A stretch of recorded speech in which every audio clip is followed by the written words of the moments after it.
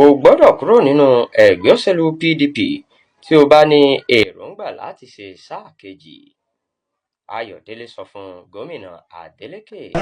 Adeleke ṣe gbọ́ má jò kọjá àlà o.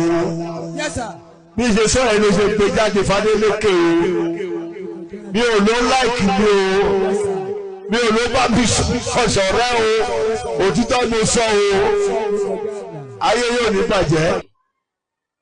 Adarí àti olùṣọ́-àgùntàn ìjọ INRI Evangelical Spiritual Church Primate Elijah Ayọ̀délé ti sọ pé kí gómìnà Adémọ́lá Adeleke nípínlẹ̀ Ọ̀ṣun àtàwọn ọmọlẹ́yìn rẹ̀ lọ nínú ààwẹ̀ àti àdúrà ọlọ́jọ́ mẹ́ta kí dùgbẹ̀dùgbẹ̀ ikú tó mì lórí rẹ̀ lè yẹ̀ kúrò.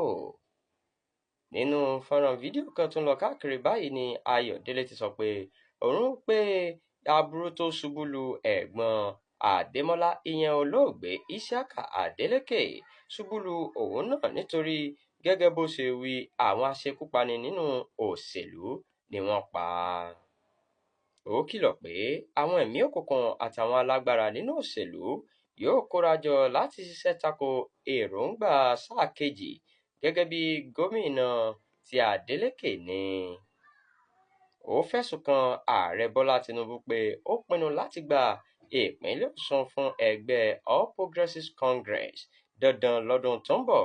Ó sì gba Adeleke nímọ̀ràn láti kúrò nínú ẹgbẹ́ òṣèlú PDP tó bá fẹ́ tẹ̀síwájú nínú òṣèlú. Ayọ̀délé sọ síwájú pé gbogbo ètò ló ti tò báyìí láti lo ìmọ̀ ẹ̀rọ tó lágbára láti fi ṣe èrú ìbò tó ń bọ̀ náà. Bẹ́ẹ̀ ni wọn yóò lo agbára ìjọba àpapọ̀ láti dabarú ìyànsípò ẹlẹ́ẹ̀kejì fún Adeleke tó bá pinnu láti dúró nínú ẹgbẹ́ òṣèlú PDP. Ọjọ́ kẹjọ oṣù kẹjọ ọdún 2026 ní àjọ elétò ìdìbò orílẹ̀-èdè yìí ti kéde báyìí pé ìdìbò gómìnà yóò wáyé ní ìpínlẹ̀ Ọ̀ṣun.